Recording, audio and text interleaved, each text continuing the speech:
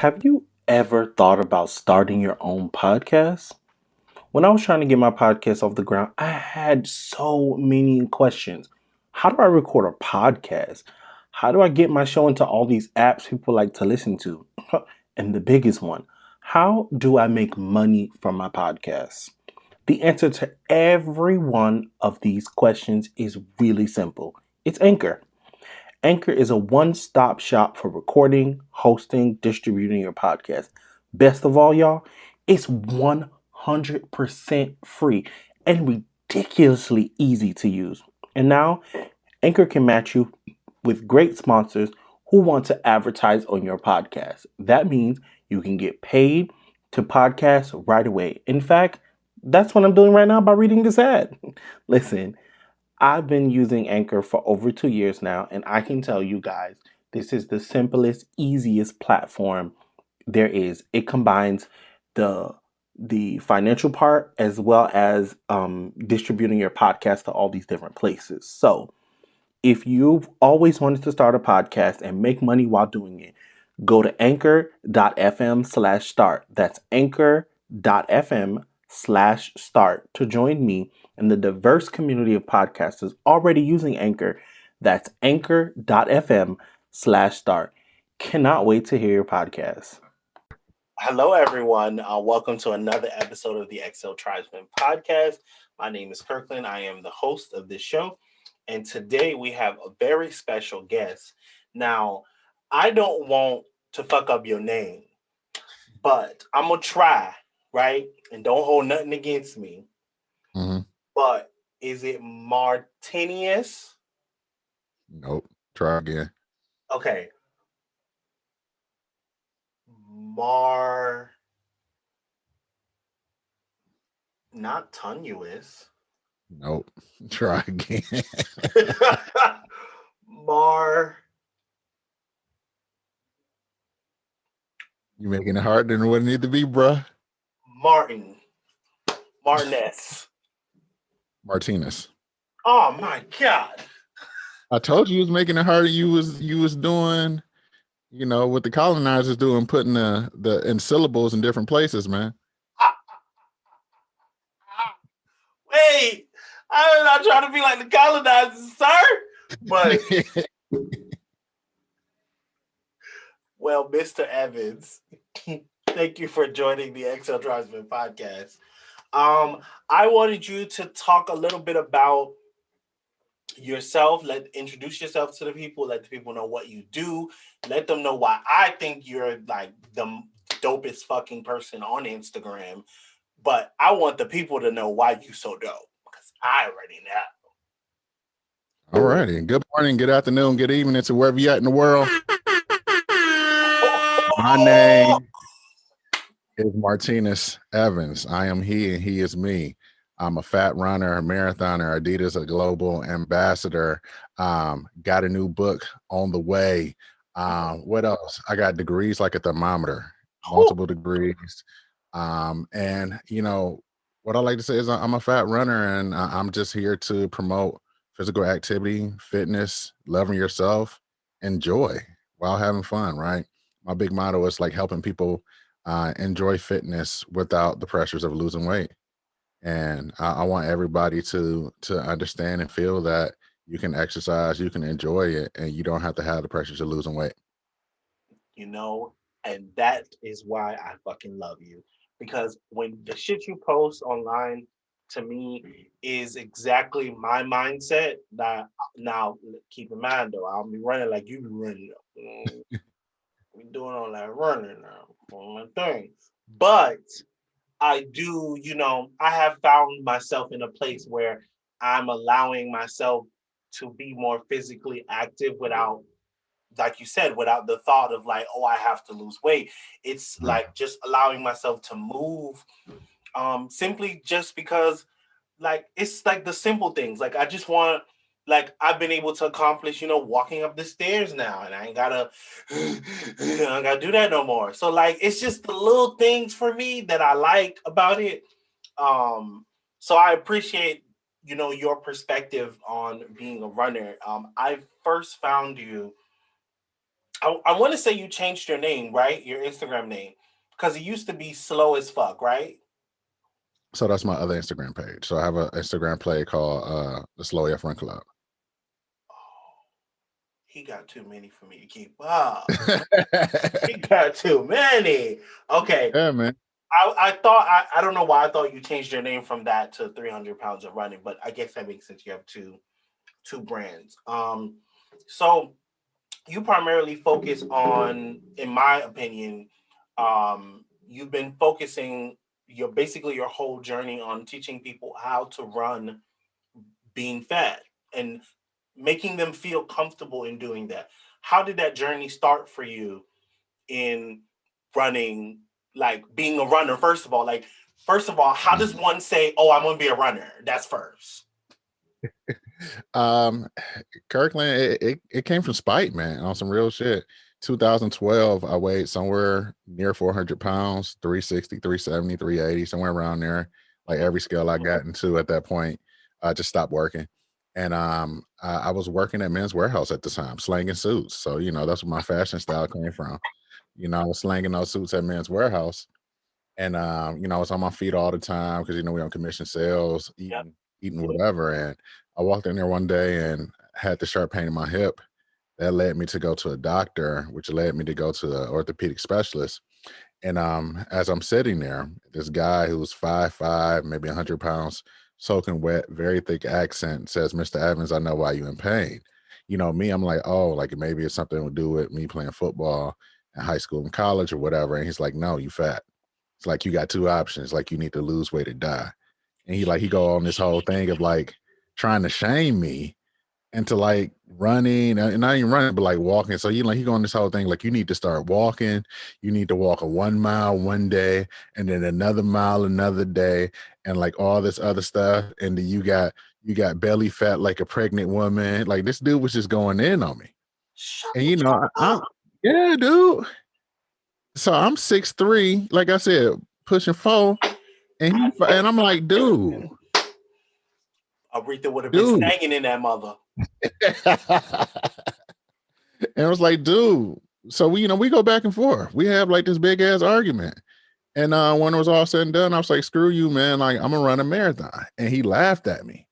And like this dude laughed at me like I was Dave Chappelle telling some jokes. Like, you run a Like you can't marathon? run a marathon. Yeah. He's like, if you run a marathon, you'll die. And I guarantee it. And I was like, okay. So I left at the run. I left out the doctor's office and was driving home. So I'm ruminating on the shit. And like I drove past this running shoe store, and I was like, "Oh, like this is it." Bust a Yui, go into the running shoe store, and said, "I need running shoes, and I need them now." Mm-hmm. Because like in my mind, like, oh, I'm gonna run this marathon today. Granted, I did not know how long a marathon was, but that's beyond the point. I was gonna run that marathon today. Yeah. So I bought those running shoes, got home, got on the treadmill, and couldn't even run for 15 seconds. Failed miserably. Just damn near fell off the treadmill, man. Just How did that make you feel? like a sack of shit, man. Like I felt bad. I felt like, oh, this doctor might be right. Like maybe I will die. But I have something. So, as I'm going home, a little thug tear came down my cheek and everything. So I'm doing this in the fitness center of my apartment complex.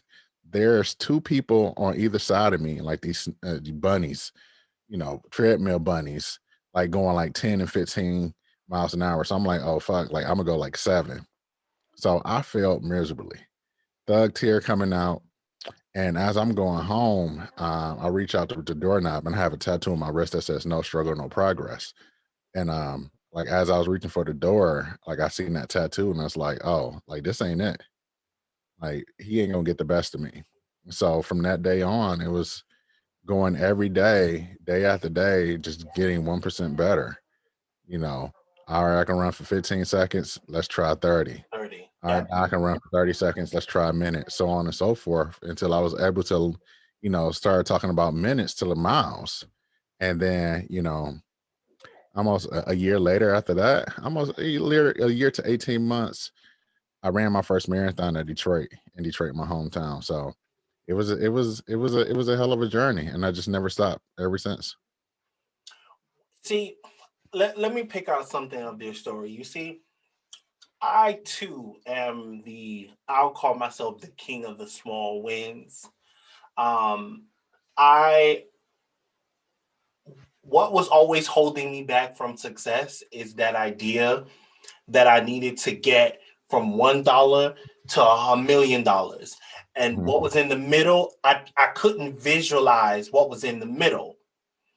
So because I see a million, I will always tell myself, "Oh, ain't no way I'm make it to the million. Ain't no way I'm make it to the million." And I think until I started this brand, XL Tribe, is when I realized that like I could work from $1 to $10, from $10 to $20. And just like you said, those are small wins going from being able to run for 15 seconds and then run 30 seconds and then run a minute. Like those are small wins that I feel like sometimes, not sometimes, a lot of times when I talk to people, I also feel the same thing that they felt like, oh, I'm never going to be able to run that marathon because I can't even stay on the treadmill for 15 seconds. But it clearly was a journey. It took you a year and a half to run that marathon. You didn't go run that marathon that next day like you wanted to, right? So I feel like that's what I feel like I appreciate about me watching you. I think I've been following you for at least 3 to 4 years now. Um, and interesting enough, fear was stopping me from reaching out to you to do this interview that I've been wanting to do for like a year. I don't know why. I'm just a regular dude, man. You I would have did it a long time ago. you might be regular, but you like popping regular. So there's still like a level of fear that I'm, working my own way through. So I appreciate you telling the people, the journey of making it from, 15 to 30 seconds. So how many marathons have you ran since that first one in Detroit? Eight so far. Eight marathons. I don't know, a total of hundreds, 100 different races Races? between like 5K, halves, 10Ks, and things of that sort. But eight marathons in total. Okay. So in your stories the other day, I saw you posting about your journey about moving, to basically across America because things basically the other side.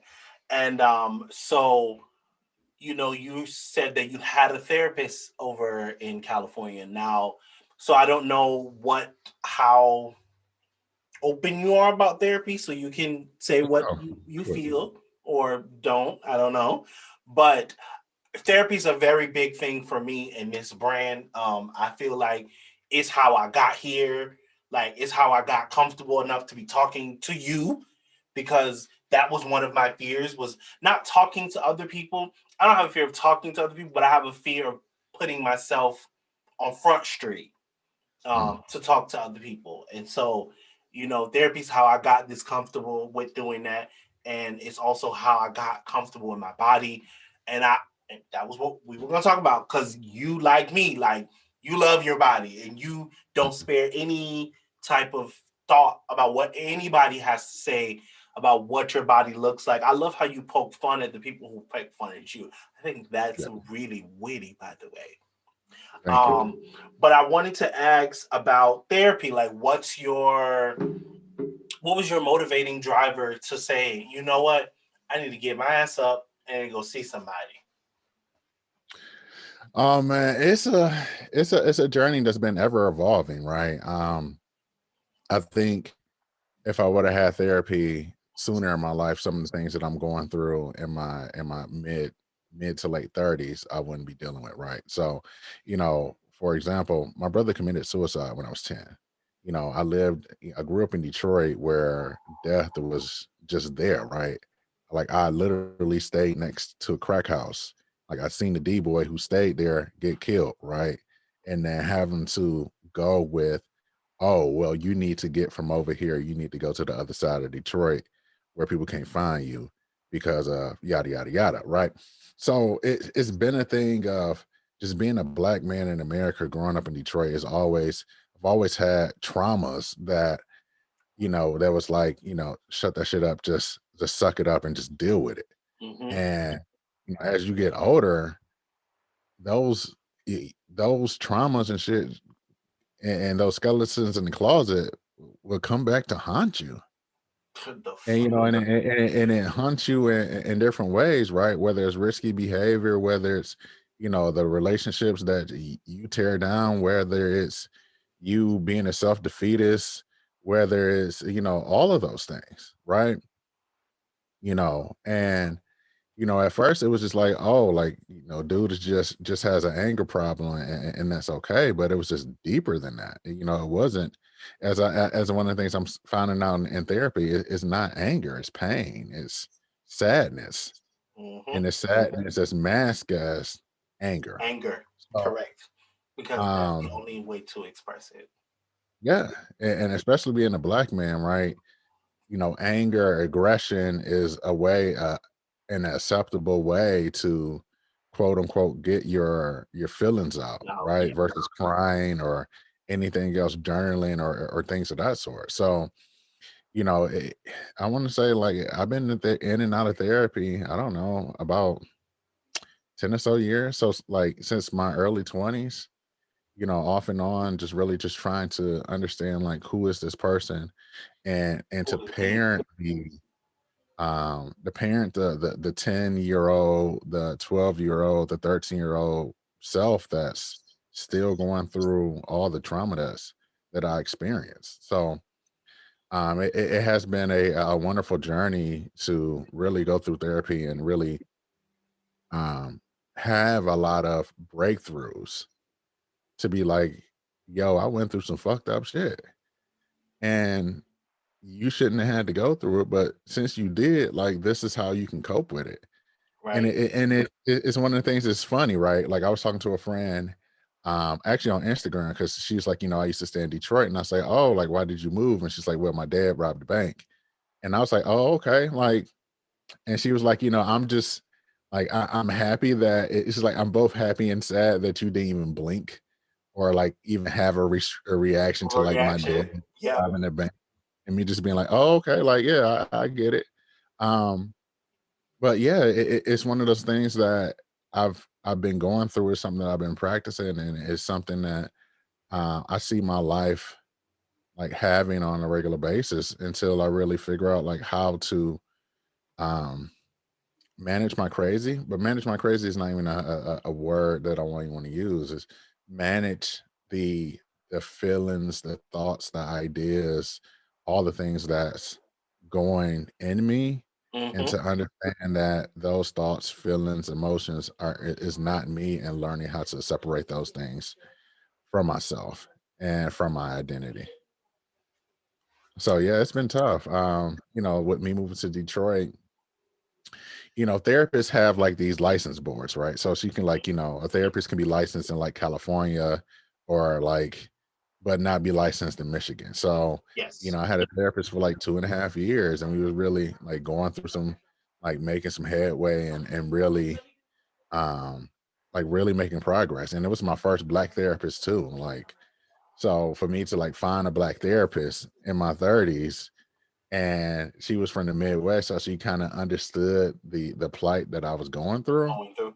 And then to like move here and her be like, yo, like I will mess with the IRS before I mess with my licensing board. So like we're gonna have to end this until you come back. But since you come going to Detroit, let's hope that there's a more supply of black therapists. And it is, right? But I think the whole process of going through the therapy process, right? Yes. Filling out all the forms, interviewing these people. It's like dating all over again. I'm That's right. That's what I was just listen. I was just about to say that's exactly what finding a therapist is that. It's literally like trying to find someone to marry. It is the same yeah, process. yeah. It's exhausting, just to be It clear. is. It's exhausting, right? And going through the process of like looking at psychology today and finding a therapist and looking at their bios and being like, man, like your bio not even it's not even like driving me to course. Not even. Like, Don't even want to click next. Right. So it's crazy to go through that whole situation, but it's literally like dating.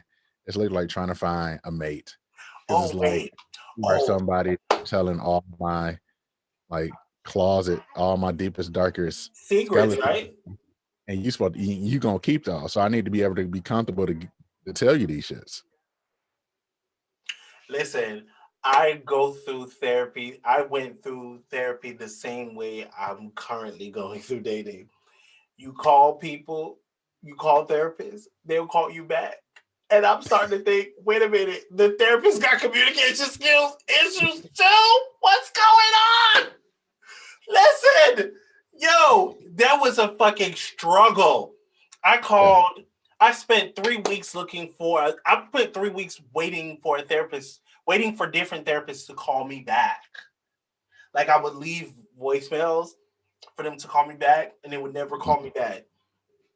And then some of them would tell you, oh, they only accept new patients on like Thursdays and Wednesdays or whatever random day it Mhm. was.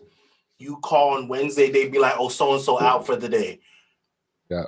So I'm sorry, dates be standing me up and my therapist standing me up. Oh, I'm just fucked up. Like, It's crazy.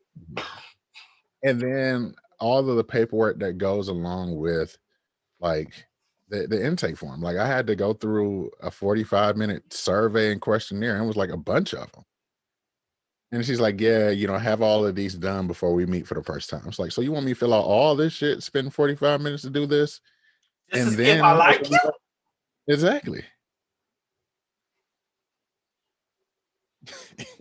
Issa, no It's tough. fucking dog. It's Issa, no. tough. I think the question about um, you know, getting therapists and starting new therapists, it needs to be a easier process. I don't know what they need to do, but I agree. there I, needs to be I an easier agree. process. I agree. It needs to be so much easier. But thankful now I found a therapist. You know, we've been rocking for a year. But so you say you've been in and out for about 10 years. So here's something that I always wondered, being that I've only been doing it for a year. I wonder something.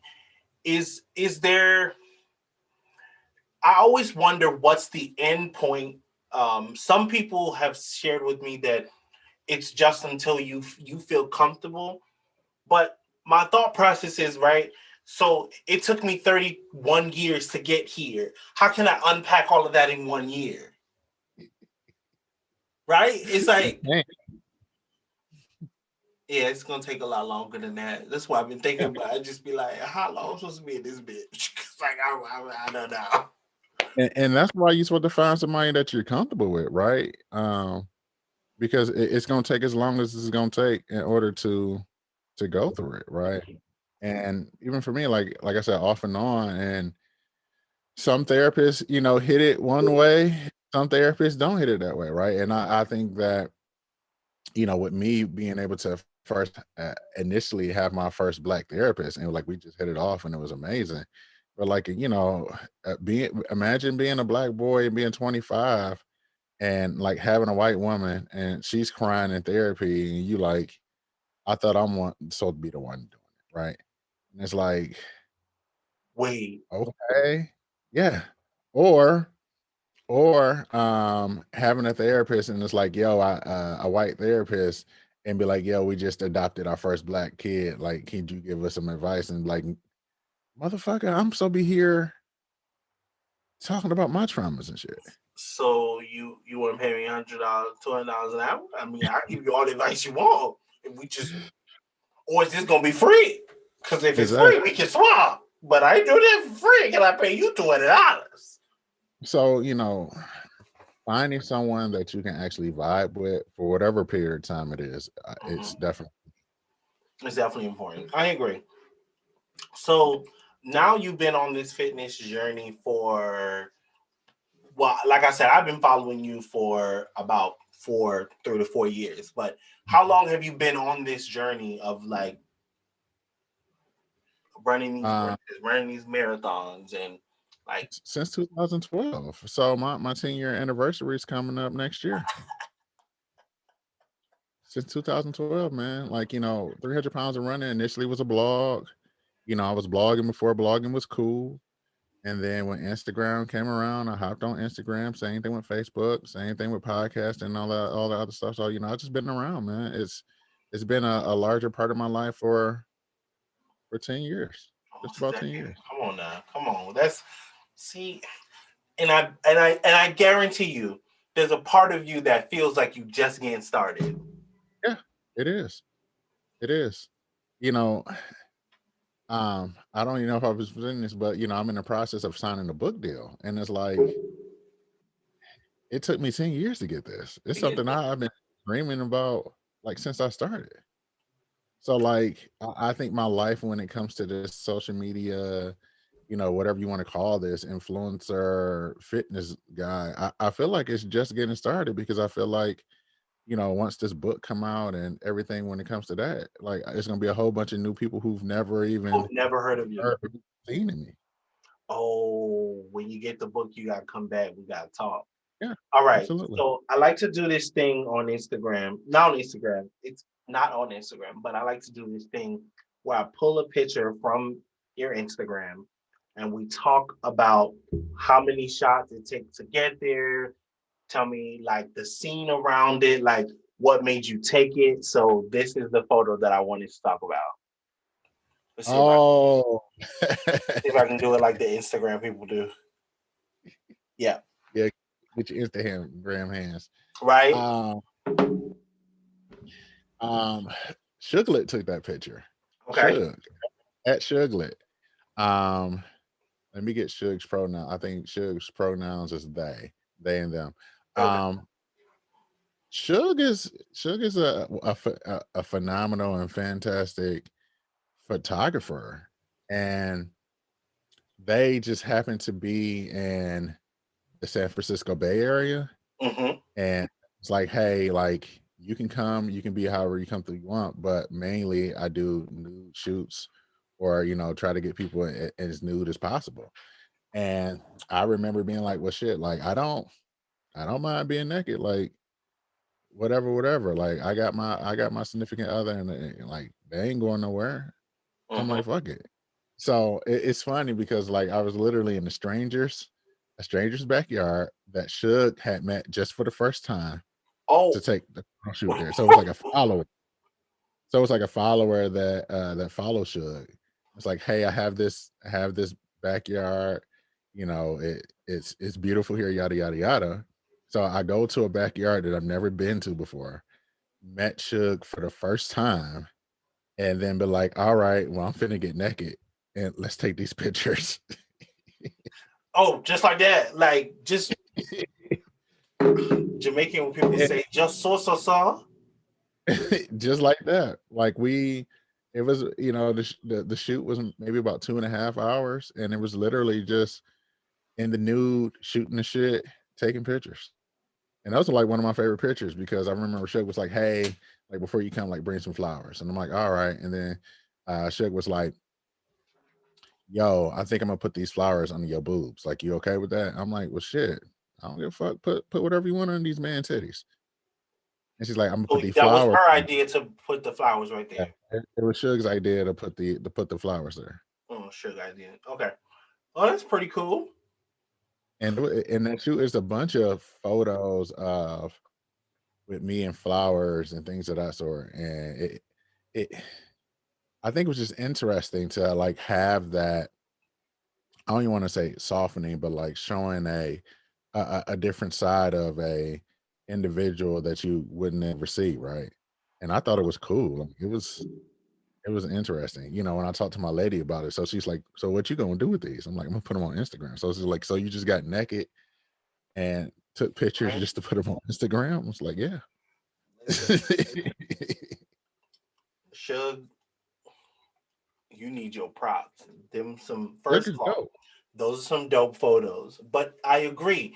It's one of the things that I love to see. I love to see things on online that are, for lack of better words, jarring, because I feel Mhm. like people need to see more images like this. The reason people are uncomfortable with fat bodies is because they're not used to seeing it. And they're not used to seeing it because people tell them you shouldn't see it. So everyone's Right. hiding it.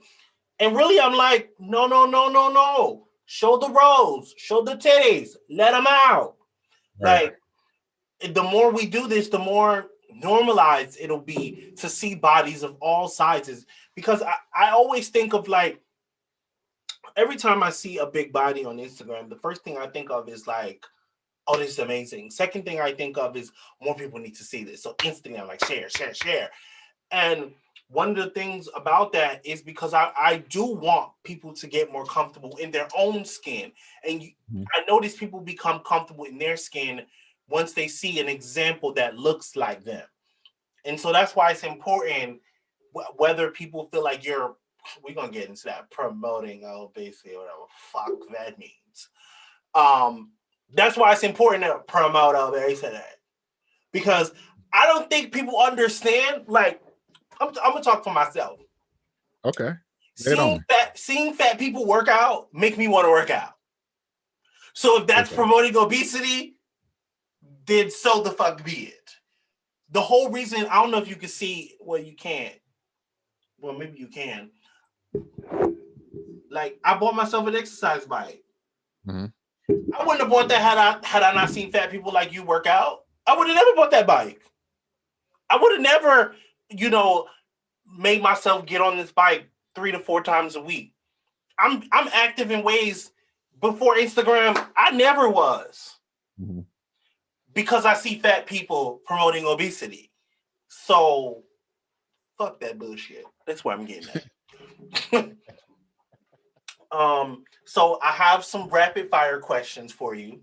Okay. Considering that you are, I'm gonna call you a master runner. Um, what's the best running shoes? Uh it depends on who paying me. Well, listen, I appreciate the honesty, and we're gonna let that one go on that one. What's your best race story? Oh man, I have tons of them. Berlin Marathon is Wait, one. wait, wait, wait, wait. You ran a race in Berlin? Yes. Oh, you famous, famous. Yeah, dude. People travel around the world to run races. That's one of the reasons why I was like, oh, like there's a race in Tokyo. I ain't never been to Tokyo. Time to You go. know, now it's time for me to go to Tokyo. Berlin Marathon. First time just being in Berlin. It was just amazing being there, seeing parts of the Berlin Wall. Um, ran the race, didn't finish. Like heartbroken, didn't finish. Um, they gave me the wrong medal initially. I got an inline skating medal versus a marathon medal. Wait, It was a lot of things that happened during that race wait. that, yeah. Was that like to insult you? Kirkland. How long this podcast ought to be? Because we can talk forever. Ah, Uh, so, shit. so here's the tea.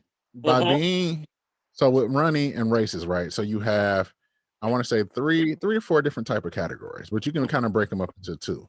People who are elite runners Mm-hmm. and then non-elites. At the race, these types of big races like Berlin, New York City, Chicago, Tokyo, London, and there's one more, Boston. That's called the world major. So it's the sixth largest races in the world. It In the can be world, right? ranging between 40,000 to 100,000 people there running a race, yada, yada, yada. During races, there's this thing called races have like race cutoffs. However, these big races usually, even though they have a quote unquote cutoff, they usually just let people go because it's so large. Mm-hmm. Berlin Marathon. So I ran New York City, Boston.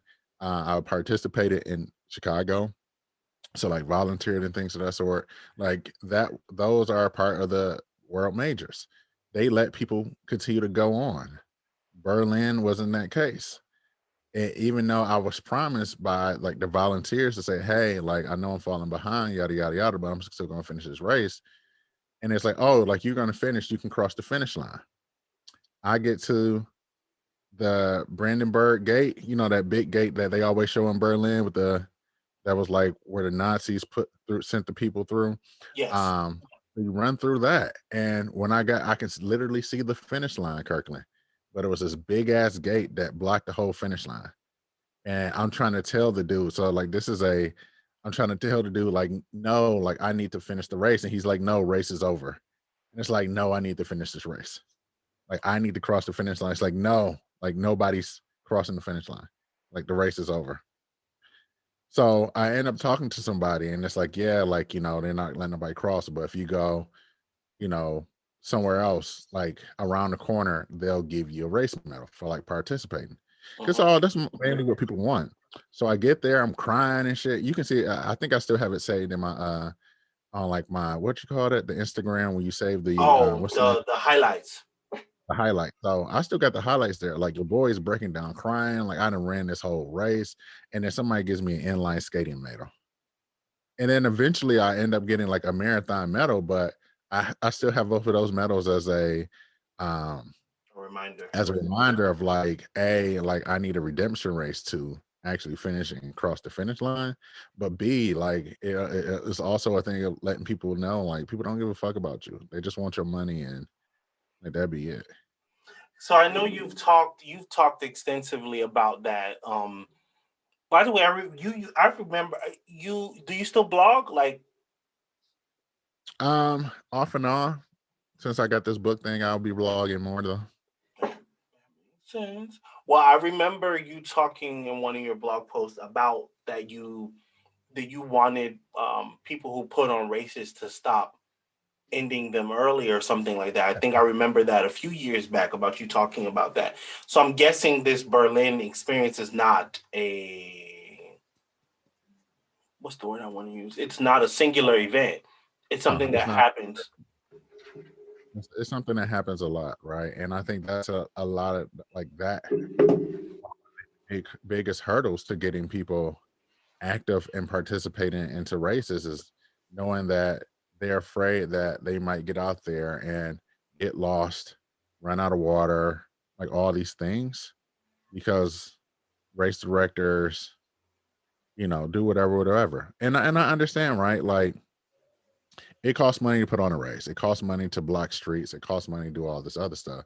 But I also think like it's their right versus having me fill out a what is it, like a liability waiver to say, hey, like it's on your own liability. Like I think it's their right to make sure that anybody who starts their race Finish need it. to finish or they need to pick their ass up and bring them back. Bring them back. Agreed. I feel you on that. I feel you on that. So now, so that kind of sounds like a little bit of both, but it might not be because my next one was what's your worst race story? But that sounds like that might be bad too. So I'm not sure if that's both in one. It's both. Okay. Um, It can be both, but I think there's another race that I had, and it wasn't like bad in the sense like the race was bad. It's bad in the sense that it was just a horrible day. So like my first half marathon was in Connecticut. It was the hottest day of the summer, and Whew. they tried to have water and everything else. It was so hot. We were running along the Connecticut coast. It was humid, and I remember them having to call the fire department and like spray the runners down with water at like different mileages because people was dropping like flies. Because it was so high. It was so hot. And I remember running that race and being so proud that I finished, but your boy was nauseous for 3 days afterwards. Oh, It was you it know was what? bad. I want to talk about that. You just put a thought in my mind. What's recovery time like when you run these races? Um Initially when you first start, it can be about a week. But A as you week. about a week, about a week. And the thing is, it's different because you're training for it, right? Like most marathon training plans at minimum is a 12-week. If you new to it, I would say you need about a half a year to go literally from like couch to like marathon. A little Mm-hmm. bit longer if you had it, but like a half a year, you can You can do it. You ain't gonna have no life, but you can do it. About the time you get there, yeah, it'll probably be about 3 to 4 days to about a week to like fully recover. But just like any other thing with exercise, it's like the first time you go to the gym, you sore it in the mud, but if you keep going like the same things, you just don't feel it no more. See, The same thing with running. I can't make it past the soreness. I'll be You out. gotta you gotta make it you gotta make it past the soreness.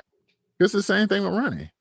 And like, it was times where before COVID, like I ran 4 races in a year or 5 races in a year, and the recovery time was like nothing. Like I'll run a marathon, and then the following weekend we call it race stacking. So I'll run a marathon one weekend, the following weekend hop on a plane and we'll go run a half marathon, and then hop on a plane and go run another one. And the thing about the world majors, they're all clustered together. So it's like there's a race in September, there's two in October, there's one in November, and then you got I think it's two in November. So like in race season, like once you run one marathon, like why just stop there? Like run all of them. Run Run as all many of as you them. can. Okay. So, that's what we do. Like we'll run a marathon, and I'll talk to some people and be like, hey, what y'all doing? What y'all going up to? It's like, oh, like we're running MCM, which is Marine Corps Marathon in DC. It's like, well, shit. Like, let me see if I can get a ticket there. I'll be there too. Boom, run that race. Oh, we going down to Oklahoma to run Route 66. Shit, I ain't never been to Oklahoma before. Well, let me see if they got any entries. They got some entries. Boom, I'm there too. Next thing you know, it's like, hey, we run an LA marathon. I was like, well, shit, man. Like, when is it? Oh, it's in about 3 weeks. Like, fuck. Well, looking at the calendar, it's like, well, I just ran one and I ran another half and I got another one. Well, shit, what's another marathon? So at Right. that point, it becomes this healthy addiction, but it's fun because you start to meet a lot of different people at different locations. And I think that's one of the reasons why, like, my Instagram following is the way it is, or like the way I am, right? Is because I'm traveling to these different places. I'm literally having conversations with people while running and be like, hey man, this shit sucked, ain't it? And they be like, yeah, this sucks. And it's like, oh, like I know you 300 pounds of running, right? Like, yeah. Yep. And like we have a conversation and things of that sort. And like that's where the idea of like the Slow F Run Club came about, that I wanted a place where I wanted to bring more people along this course of like running different races, traveling, and just having fun, like while being a plus size individual. And you know, six Well, thousand members later, it's popping. that's what I. So that was going. You leading right into my space. So you know, I noticed this conversation happening more often than not these days because of the simple fact that people are constantly being kicked off of Instagram, especially big people are being Hmm. either kicked off of Instagram or their content is consistently being flagged by Instagram. And so one thing that I noticed you do, you have your own do we call it my membership club or Yeah, community.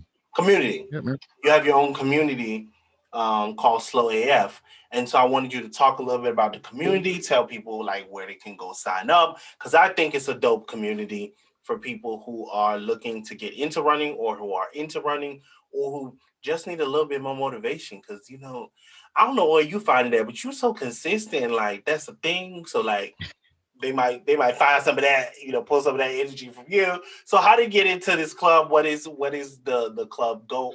You know, what do you guys do in the club and how can Absolutely. they join? So the Slow AF Run Club is touted as the best community for slow, fat, and back of the pack runners on the internet. Oh wait, We that's about wait, that's a line. You need to put that into like a little jingle. Slow fat and back in the pack. That was that had a little big thing to fat. Yeah. Um, you then threw me off. it. uh, yeah, it's the best community for slow, fat, and back of the pack runners on the internet. We're about 6,000 members strong, and we just provide support, education, and motivation for people who a are in the back of the pack, b who are interested in running, and then c like just some community, right? And doing it in a quote unquote body positivity, body healthy type of way, right? So for Mm-hmm. example, we do a Zoom workout every other week where we have someone come in and do like body positive workouts or like body accessible workouts. So we have a trainer that comes in and give you a range of different exercises from like cheer workouts for the people who, you know, need the cheer workouts to everything else in between, right? And Mm-hmm. then, I also provide coaching there. I'm a certified run coach, so I provide some run coaching is there as well. And the other thing is just providing community where people wouldn't necessarily find it in like Facebook groups and things of Right. that sort. You Yes. know, one of the things that we're big on is no weight loss talk. There are so many places on the internet where you can talk about diet coaching and weight loss. We don't Oh, talk about it here. Like, that's if you pretty want to talk dope. about running, Yep. yeah. Like, if you want to talk about running, if you want to talk about working out, you want to talk about non-scale victories, like we can do that, but we don't talk about weight loss here. So, that's the motto and mantra of like the community is that I want people to be able to celebrate exercise and know like it's not a punishment for losing weight. Because if you look at the science, like it's not the way. So, it's one of the things that I help provide with people because I have that scientific background. You know, I, I want to tout myself as being like one of the most educated people on Instagram when it comes to like this health and fitness. But Go ahead, pop you your know, collar. no, you know what I'm saying. But you know, I have a bachelor's in exercise science, right? I have a master's in health promotion. Like I've worked at a weight loss clinic before. I've done this stuff and like I know how deeply rooted like this weight loss culture and shit is, right? And I just Mm-hmm. want to be able to provide a space where like you ain't had to worry about it there. Like we're gonna celebrate you. Like if you ran for 1 second, or 26.2, like we're gonna celebrate it because it's really about celebrating those things of getting active. And if people just only knew like there are so many other ways that are benefits that exercise or just being physically active have on your body than just weight loss, like I feel like I've done my job.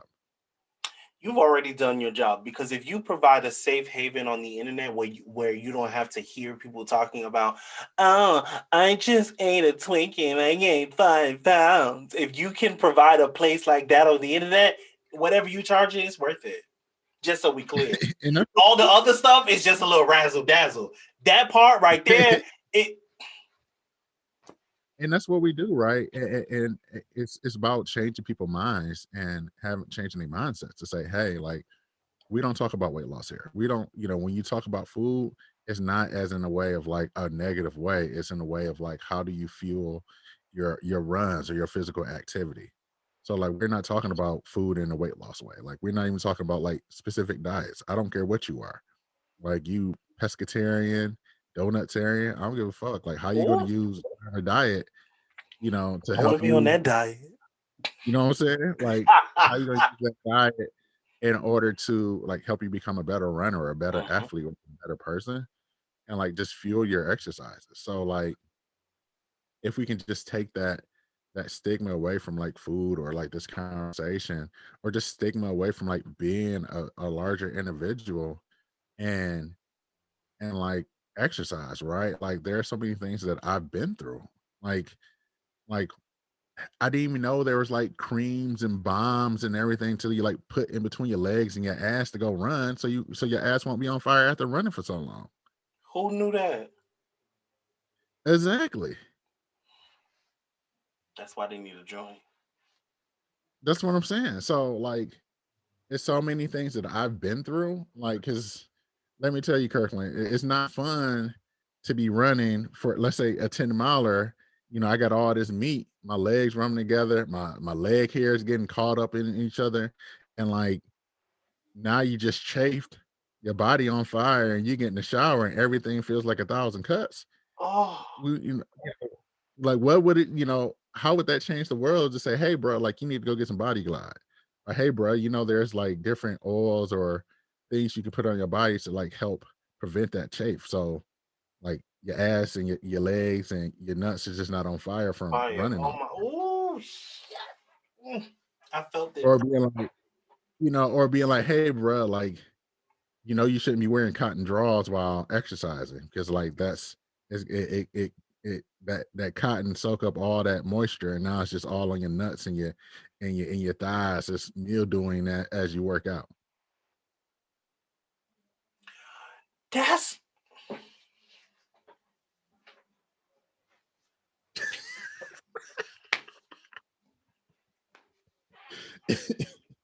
I've made some discoveries today, y'all. I always wondered why when I see fitness ads or when I see people working out, they're never wearing them, and I never knew why.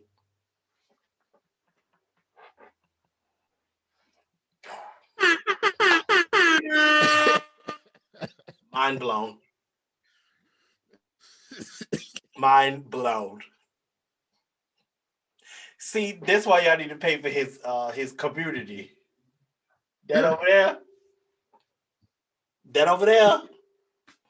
because the thing is being a plus size individual, just learning, like if this is your first time, for example, if you're what we like to call an adult onset athlete, like some of the stuff you just missed out on. Like you don't know not to work out in cotton draws. Like you don't know that you shouldn't be wearing cotton t-shirts and shit to do it. You just be like, well, this is what I got around the house and this is what I'm gonna wear. But it's bad for you. It's bad for you. Mm. All right. Listen. Wow. My mind is still. I'm still trying to recover, y'all. I'm still trying to recover because thanks. That's all I want to say. And the listening audience, I hope y'all thank him too. So this is what I want to know before we wrap this thing on up, right? So when it comes to your business of being 300 pounds and running, I want to leave the people with a sense of if they're if they came to this podcast and they was like, oh, I don't know how to get started with running, although I have an idea in my mind just now when I said that, but I don't know where to get started, or I don't know, like I want to be more active, but I don't know, you know, what's the best out option for me. Like what would you give that person as like, all right, you want to get started? This right here after 10 years, this is what I would say, this is where you should start. www.slowafrunclub.com. Start there, sign up, holla at your boy. Um,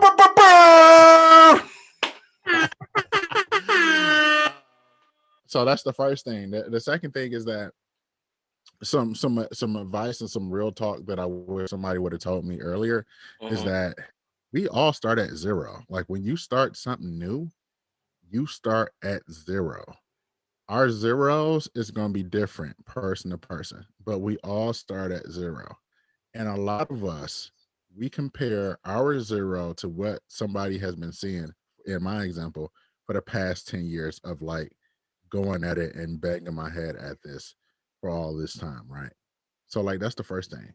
Do not, do not compare yourself to somebody else's journey because you don't know where they've been and you Mhm. don't know where they're going. But for Mhm. you, it doesn't matter where you started, all it matters is where you're going. Like, so if a person who was 400, almost close to 400 pounds, who ran on a treadmill for 15 seconds, fell off and all this other stuff, and 10 years later, had the staying power to keep at it and be where I'm at now. Like, it's really about that. It's about consistency over time. Like, that's the secret. That's the secret. But the thing is that consistency over time, it's not sexy. Sometimes it's boring. Sometimes it's Consistency isn't sexy, and that's really what it is. I ain't gonna lie to yeah, y'all. Consistency ain't sexy at all. It's boring as fuck. yeah. It is. But that's what it takes, right? Like Mm-hmm. consistency and persistence and doing that over time, like that'll get you to anything that you want to be. Like, look at me. I've been at this thing for 10 years. And if it wasn't for me being like, oh, like I got a bone to pick with this doctor and keep going, who knows if I ever would have started. But since I started, I didn't stop. And I think that's where a lot of people fail is that they just stop. Then just stop, and you Yeah. never stop. Yeah. Consistency is it Yeah. for real.